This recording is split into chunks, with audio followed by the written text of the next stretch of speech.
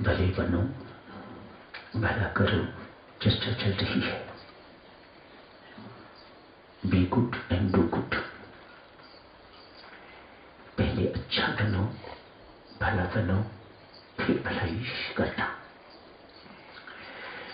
भद्रतनों की चर्चा बहुत दिनों तक आपने सुनी। परमेश्वर कृपा से भद्रतनों के जीवन में किस प्रकार से परिवर्तन आया, परमेश्वर ने उसे दर्शन भी दिए और परम धाम भी दिया। भद्रतनु धन्य हो गया भला बन के। विनाशकारी पथ पर आरूढ़ व्यक्ति भला हो जाए, भला बन जाए, इससे बड़ा प्रमाण परमेश्वर की कृपा का और क्या हो सकता है। एक रैचित व्यक्ति ब्राह्मण कुल का होता हुआ भी जीवन में कोई कर्म ब्राह्मण के अनुकूल नहीं किया। परमेश्वर ने ऐसा मुख मोड़ा, ऐसी जीवन की दिशा बदल दी, अपनी ओर मोड़ लिया, अपनी ओर आकर्षित कर लिया, सबसे संसार से मुख मुड़वा दिया उसका, अपनी ओर मुख मोड़ लिया। तो जीवन बदल गया, रूपांतरण आ गया जीवन में, जीवन धन्य हो गया, सफल हो गया। ये तो बहुत बड़ी बात थी। हम तो अभी छोटे छोटे स्तरों पर ही हैं। आज हिमाचल की सच्ची घटना, एक जिला कांगड़ा का एक गांव है। बेलीराम नामक एक किसान है, वहां दोनों पति पत्नी रहते हैं, बच्चे भी हैं, पर वह नगर में सेटल्ड है, अपने अपने घर में होंगे। लड़की होगी तो वो अपने घर में, लड़के होंगे तो वह नगर में सेटल्ड है। गांव में इनके पास कोई नहीं, छोटा सा खेत है, खेती करके तो दोनों पति पत्नी निर्वाह करते हैं। बड़े संतुष्ट हैं, बड़े शांत हैं, कोई महत्वाकांक्षा नहीं। महत्वाकांक्षा नहीं तो फिर इधर उधर भटकने की भी जरूरत नहीं। जिसे परमात्मा चाहिए, भक्ति चाहिए, उसे भटकने की जरूरत नहीं। उसके लिए राम नाम पर्याप्त है। भटकना उसे ही पड़ता है जिसे राम नाम के अतिरिक्त, भक्ति के अतिरिक्त, परमात्मा के अतिरिक्त कुछ और चाहिए। वही भटकते फिरते हैं। जिन्हें राम चाहिए, राम मिलन चाहिए, भक्ति चाहिए, जिन्हें मुक्ति चाहिए, जिन्हें, उन्हें राम नाम जो मिल गया, दूसरा घर देखने की जरूरत नहीं। दूसरा घर देखने वाले को अच्छा नहीं माना जाता, परमात्मा ही अच्छा नहीं मानता। बेलीराम अपने घर में बहुत संतुष्ट है। गरीबी का जीवन, लेकिन सुख दुख का साथी सारे गांव का। जहां कहीं जरूरत पड़ती है बेलीराम हाजिर हो जाता है। पत्नी भी वैसी ही, दोनों पति पत्नी बहुत नेक इंसान समझे जाते हैं। कुछ पैसे इकट्ठे किए, सोचा आज हरिद्वार स्नान करके आते हैं, कभी किया नहीं। कहते हैं तीर्थ यात्रा बचनी चाहिए, लाभ होता है, पुण्य मिलता है, इत्यादि इत्यादि। ये सोच के पैसे इकट्ठे किए। कल सुबह तैयारी है हरिद्वार जाने के लिए। पत्नी से कहा जल्दी जल्दी उठना है, यहां से बस पकड़नी, पठानकोट जाना है, वहां से फिर आगे जाना है, जल्दी जल्दी उठना। ये बात कह के तो रात को सो गई। मध्य रात्रि का समय होगा, द्वार किसी ने खटखट गया। बेलीराम ने द्वार खोला। एक दिखता महिला, जानता है बेलीराम, बाहर खड़ी है। कहती है भाई साहब मुझे माफ करना, आपको इस वक्त तकलीफ दी, पर मेरी पुत्री बहुत बीमार है, मेरे पास उसे अस्पताल ले जाने के लिए पैसे नहीं है। यदि उसे इस वक्त तुरंत मेडिकल एड न मिली, इलाज न हुआ उसका, तो मेरी पुत्री मर जाएगी। मेहरबानी करके मेरी सहायता कीजिए। बेलीराम का पीछे हटने का स्वभाव नहीं है। अतएव जितने पैसे हरिद्वार जाने के लिए इकट्ठे किए हुए थे, बेटा सारे के सारे पैसे लिए और उस विधवा को दे दिए। गिने नहीं कितने हैं, गिन के क्या करने हैं। कोई मुझे वापस लेने का पता नहीं, कोई चाहती ही कि मुझे ये वापस दे पैसे, इत्यादि इत्यादि मानो पैसे दे दिए। सारे के सारे पैसे बेलीराम ने उस विधवा को दे दिए। ले बहन, पैसे ले जाके तो अपनी पुत्री का इलाज करवा, मेरे जाने की जरूरत तो नहीं, साथ ले जाएगी जहां भी कहीं जाना है, जो भी कुछ भी करना है।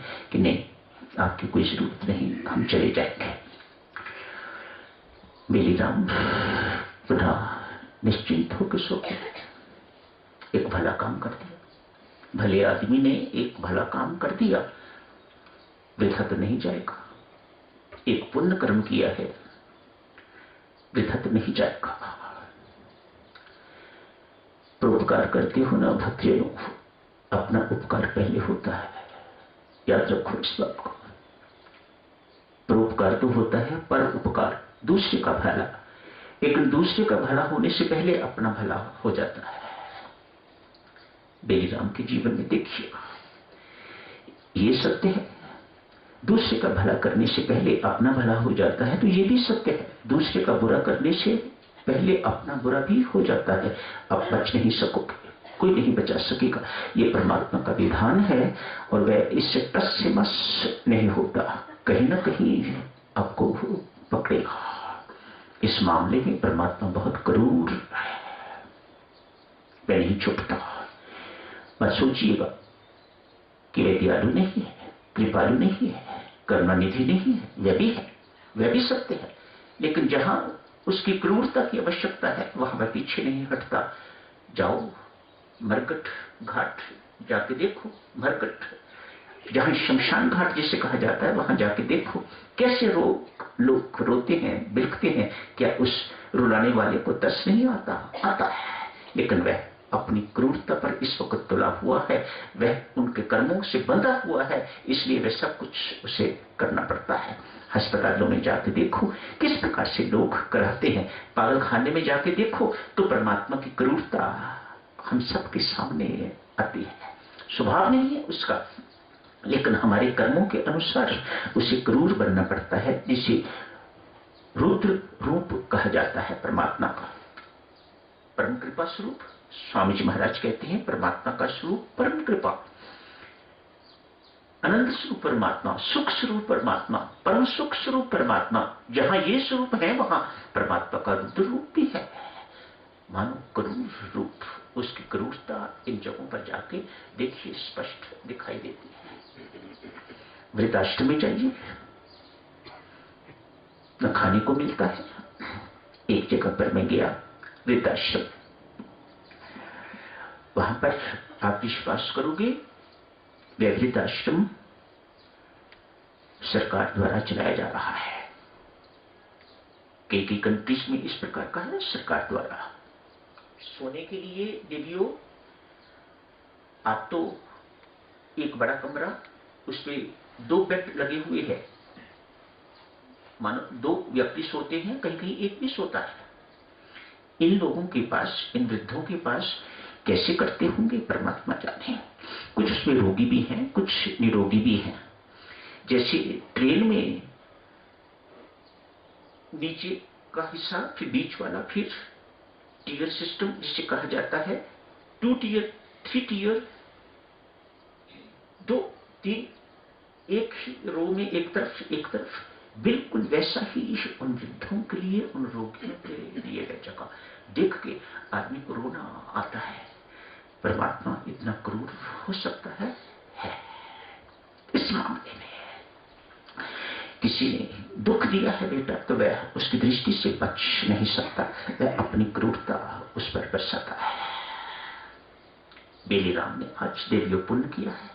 मध्य रात्रि का समय एक विधवा को जितने पैसे अपने पास इकट्ठे किए हुए थे, सारे के सारे पैसे दे दिए, मौज करके सो रहा है। अभी थोड़ी ही देर हुई होगी सोए हुए, आंख लगी ही होगी, मां गंगा आ गई। गंगा स्नान करने के लिए जाता, तो कहोगे ना, भला करने से पहले अपना भला हो जाता है।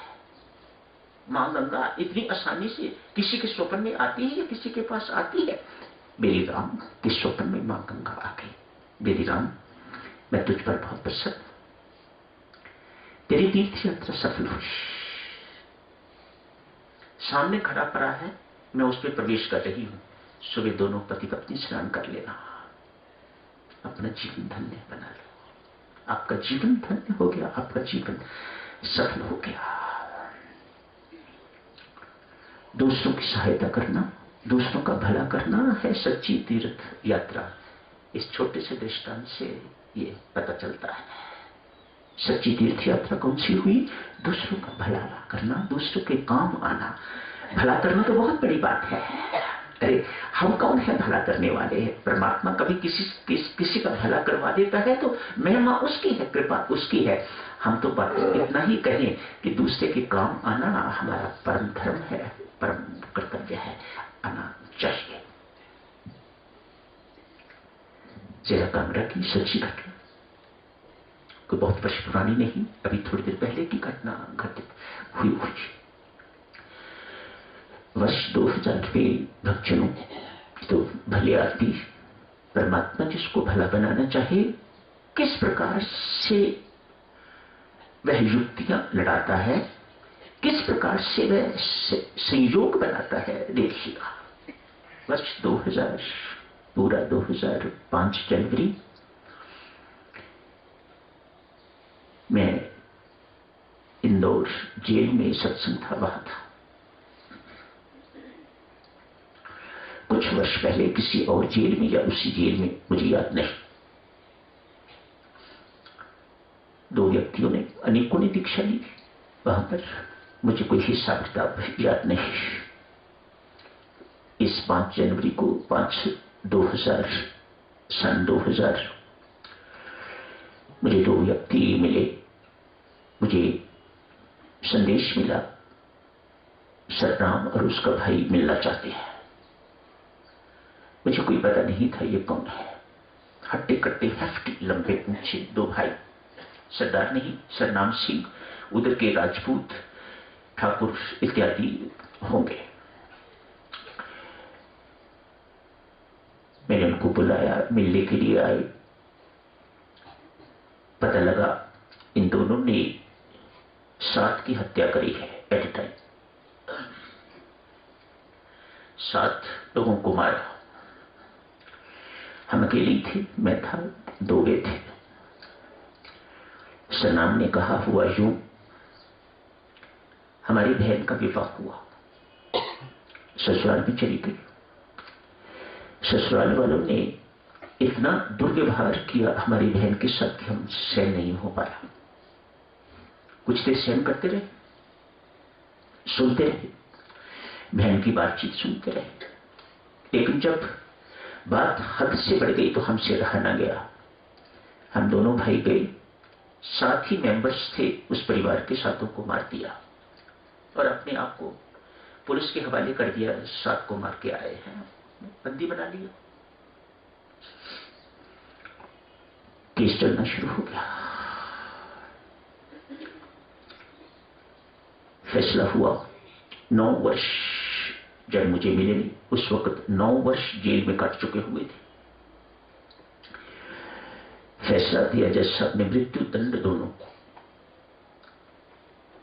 फांसी की सजा दोनों को। तत्काल नहीं दी, केस चला, लंबा केस चला, कुछ केस में कमियां होंगी इत्यादि इत्यादि, जो कुछ भी इनका कानून होता है। मृत्यु दंड दोनों को। 5 जनवरी की बात है, मेरे से मिलन हुआ। हाईकोर्ट में अपील करी हुई है, सरनाम ने कहा। दोनों मेरे पास बैठे हुए थे, मैंने उन्हें इतना ही कहा।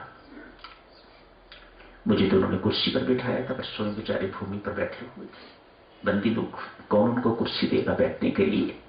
मुझे अच्छा तो नहीं लगा। मुझे नीचे भी बैठने देगा, नीचे बैठे हैं, मैं ऊपर कुर्सी पर बैठा हूं। मैंने सरनाम को हंसते हंसते कहा, रे सरनाम, कितने भाग्यवान हो तुम। कैसे? अरे तुम्हें पता है कि तेरी मृत्यु कब है? हमें पता नहीं कब मरना है। मृत्यु तो सबके सिर पर मंडरा रही है, पर तुम्हें तो पता है कि इतने दिनों के बाद तेरी मृत्यु होने वाली है, तुझे फांसी लगेगी। हमें तो कोई पता नहीं। अरे जितने दिन बाकी है खूब राम राम जप, डट के राम राम जप, क्या चिंता करता है। हंसते हंसते उसको ये कहा। सरनाम ने कहा, जिस दिन से दीक्षा ली है, देखो भक्तजनों, कहां परमात्मा ने संबंध संयोग रचा। जेल में जाना था, मेरे सत्मिलन हुआ था, स्वामी जी महाराज ने दीक्षा दी।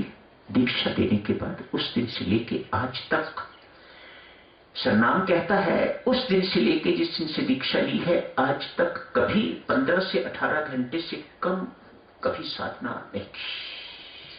मुझे परमात्मा सोने नहीं देता, चैन नहीं लेने देता, जगाता है, जबरदस्ती उठाता है, उठ जाग कर। मैं जाग करता हूं, ध्यान लगाता हूं। मेरे 15 से 18 घंटे दिन में इस साधना में व्यतीत होते हैं।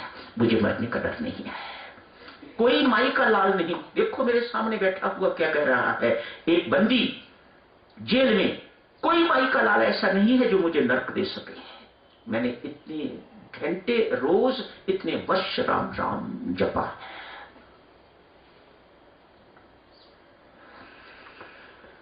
पच्चीस जनवरी हाईकोर्ट का फैसला आया, 5 को मिले। 25 जनवरी को हाईकोर्ट का फैसला आया, मृत्युदंड माफ हो गया। लाइफ टाइम इम्प्रिजनमेंट, आजीवन कारावास दोनों को। अभी इसी वर्ष ग्वालियर जेल में था, वहां पर ये चर्चा उन बंदियों को सुना रहा था सरनाम की। उनमें से एक बंदी उठा, कहा, मैं सरनाम को जानता हूं, अभी अभी रिहा हुआ है। उसकी अवधि पूरी नहीं हुई, लेकिन उससे पहले ही उसके जो कृत्य थे जेल में, उससे प्रभावित होके तो जो रिकमेंडेशन जाती है ऊपर, उन्होंने उसे रिहा कर दिया है, अभी अभी रिहा हुआ है। इससे पहले भक्तजनों देखो, परमात्मा जब भला बनाता है तो वह होली पूरे का पूरा भला बनाता है। इन लोगों को जिनको अजन्म आजीवन कारावास मिलता है, इनको एक जेल में नहीं रखते, ट्रांसफर करते रहते हैं। बीच में 2000 और अब के बीच में मैं उज्जैन गया था, वो मुझे वहां मिला। सतना योगा टीचर बना हुआ, लोग उसे भाई साहब बहुत सीनियर, इतनी देर से जेल में तो बहुत सीनियर, छोटे छोटे सब उसे भाई साहब उसके आगे पीछे घूमते हैं। योगा सिखाता है, सबको योगा सिखाया। मैंने सुना किसी एक बंदी ने सरनाम से ईर्ष्यावश या किसी कारण, दिमाग भी उसका सही नहीं था उस बंदी का, ऐसा बाद में सुनने को मिला, उसने सरनाम के यहां पर मारा। कोई शार्प एज्ड कोई चीज थी उसके हाथ में, पता नहीं कहां उसने जेल में ये ऐसी चीज ली। लकड़ी भी हो सकती है, लकड़ी तो मिलती ही है, मिल सकती है, लकड़ी भी हो सकती है। लकड़ी से 7 स्टिचेस लगे, इतना गहरा घाव था। अधिकारियों ने कहा, सरनाम कितना गहरा घाव है, देख किस प्रकार खून बह रहा है, जिसने मारा है उस पर मुकदमा करते हैं। सरनाम दुखी होने की बजाय हंसता है, हंस के कहा, ये तो पहले ही बंदी है और क्या मुकदमा करेंगे। जब व्यक्ति भला बनता है तो फिर इस प्रकार से भी भला बनता है, मानो वह दंड देने के योग्य नहीं तो आगे ही दंड भुगत रहा है, उसको और दंड क्या दूं। परमेश्वर ने साथ ही साथ अनेक गुणों के साथ साथ एक क्षमा का गुण भी साथ दे दिया, क्षमा करने योग्य है। नहीं, इस पर कोई मुकदमा नहीं करना। मैंने सुना है उसका दिमाग ठीक नहीं है बेचारा, यहां पर दुखी है वो, इसलिए मुझे मार रहा है। भले बनो, भला करो। तो आज की चर्चा यही समाप्त करने की इजाजत दे। आगे की चर्चा फिर आगे जारी रखेंगे।